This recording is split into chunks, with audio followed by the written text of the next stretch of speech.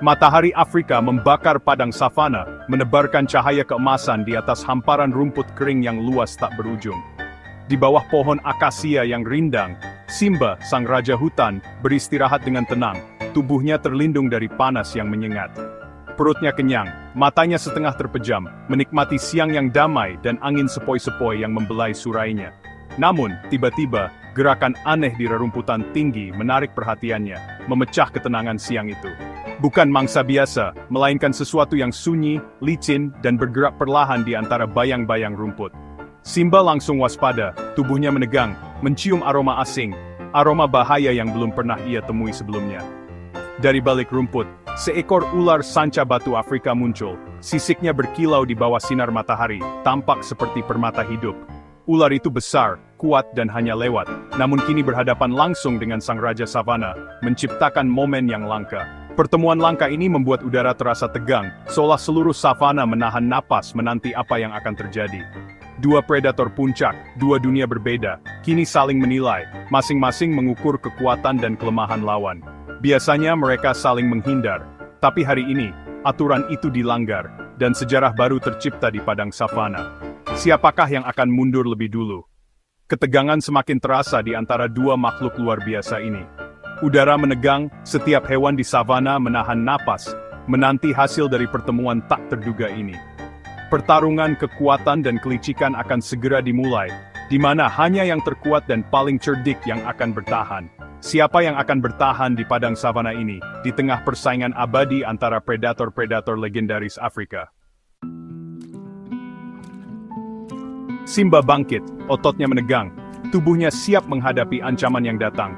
Ia berdiri tegak di tengah savana, matanya tak berkedip, penuh kewaspadaan.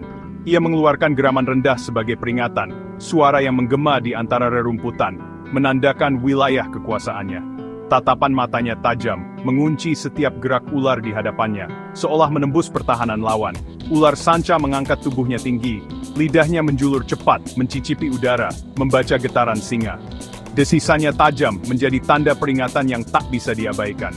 Kedua predator saling menatap tajam, perang urat syaraf dimulai, tak ada yang mau mundur. Simba maju perlahan, langkahnya mantap, menunjukkan dominasinya di hadapan lawan. Ular memipihkan leher, tubuhnya melengkung, siap menyerang jika perlu, tak gentar menghadapi ancaman. Sunyi melingkupi savana, waktu seolah melambat. Setiap gerakan penuh perhitungan, udara terasa berat oleh ketegangan. Satu langkah salah bisa berakibat fatal, nasib mereka dipertaruhkan dalam duel mematikan ini. Strategi bertarung sudah tersusun di benak masing-masing, menunggu momen yang tepat untuk menyerang. Siapa yang akan menyerang lebih dulu? Ketegangan semakin terasa, detik demi detik berlalu. Ketegangan memuncak di bawah matahari Afrika, dua predator siap menentukan siapa penguasa sesungguhnya. Ketegangan pecah di bawah terik matahari Afrika, di mana dua penguasa alam bertemu dalam duel tanpa suara. Simba melompat ke samping, menguji reaksi ular dengan gerakan cepat dan penuh perhitungan. Ia mengelilingi ular, menjaga jarak, matanya tak lepas dari kepala lawan, setiap langkah penuh waspada. Ular tetap tenang, tubuhnya melingkar rapat, hanya kepala yang mengikuti gerak Simba, siap menyerang kapan saja. Ini tarian bahaya, siapa lengah, celaka. Setiap detik terasa menegangkan, udara seolah membeku.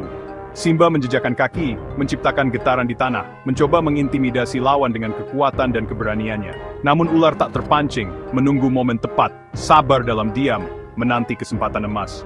Tiba-tiba Simba menerjang tipuan, ular membalas dengan serangan kilat. Keduanya mundur, saling mengukur kekuatan dan mereka sadar, pertarungan ini tak menguntungkan siapapun. Risiko terlalu besar untuk dilanjutkan. Luka kecil bisa fatal di alam liar. Perlahan, ketegangan mereda, dan kehidupan savana kembali berjalan. Ular mundur ke semak, Simba hanya mengawasi, memastikan wilayahnya tetap aman. Wilayah tetap milik sang raja, simbol kekuatan dan kehormatan di padang rumput. Keseimbangan savana terjaga hari itu, di bawah langit luas Afrika yang abadi.